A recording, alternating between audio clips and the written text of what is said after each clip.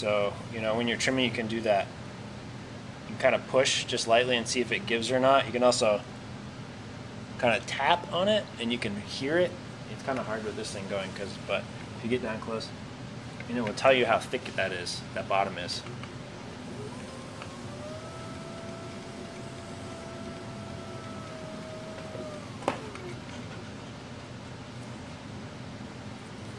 Did you leave about a ½ inch, you said, on that for that cup to trim it? Mm-hmm. Bottom? Mm-hmm. So now, I mean, this is, you know, it's pretty thin now. So whatever, yeah, it's about a ½ inch, I guess. Maybe a little bit more.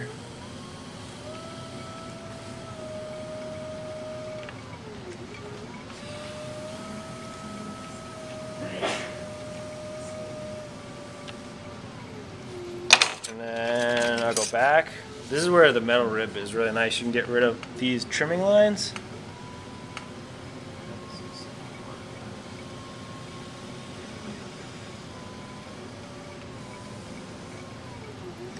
And I like to use you can use your nice soft red rubber rib. You can also use your chamois here, but to go right over the foot to make it nice and smooth.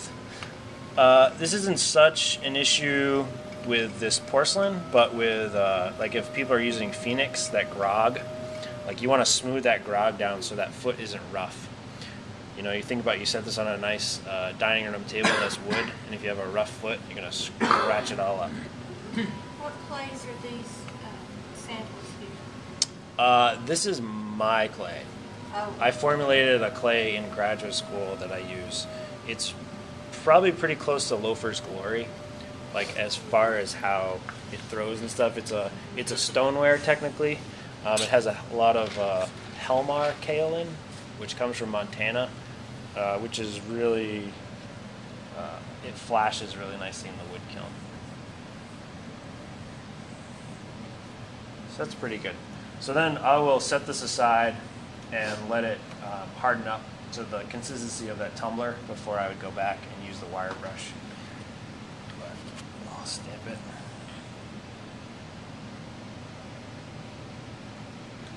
A bit of luck. Okay, so finishing off this handle. So I went back and I cat licked it, made it look all nice.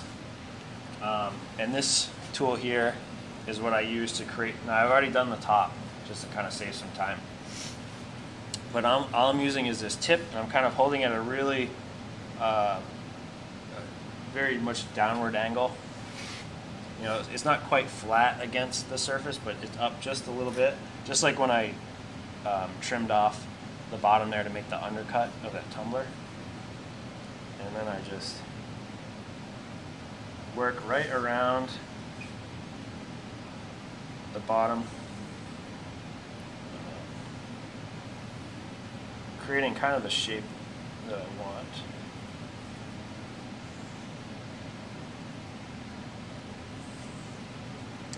What this also does too is, as I'm doing this, I'm also pushing in, and so it's really making sure that this handle is sealed well to the surface of this cup. So I have very little cracking, like separation when I do this, where the cup, you know, the handle pulls away from the cup. I do the same thing for pitchers handles. I actually dart and pull the same type of handle, just bigger on a pitcher. If you look at that one out in the entryway there. Then I use these rubber tipped tools. I don't really know what they're called besides that, but yeah, they come in a bunch of different ends. They have them in the bookstore.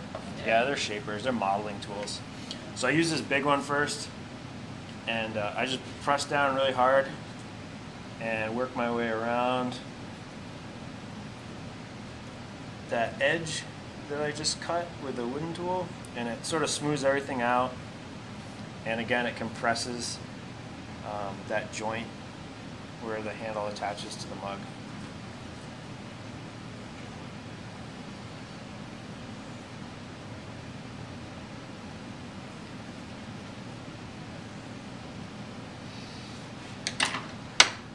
And then you have all these like little burrs.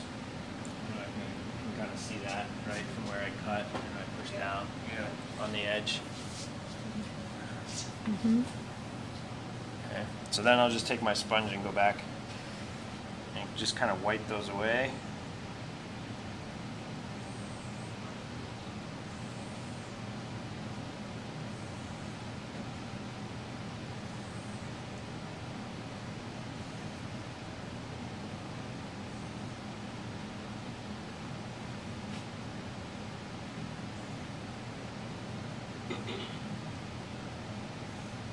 And sometimes I'll use that same paintbrush that I used for slipping and scoring to get kind of underneath here.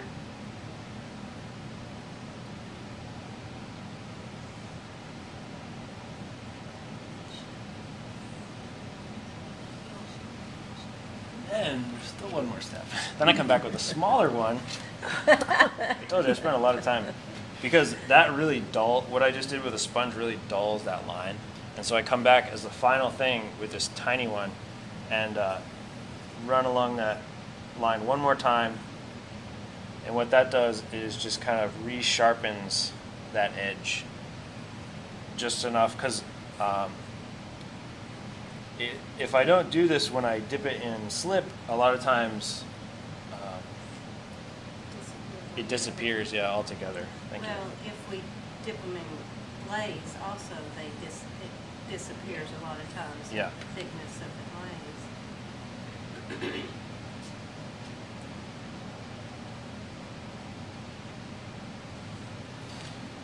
So that's it. Beautiful. Tom had a question.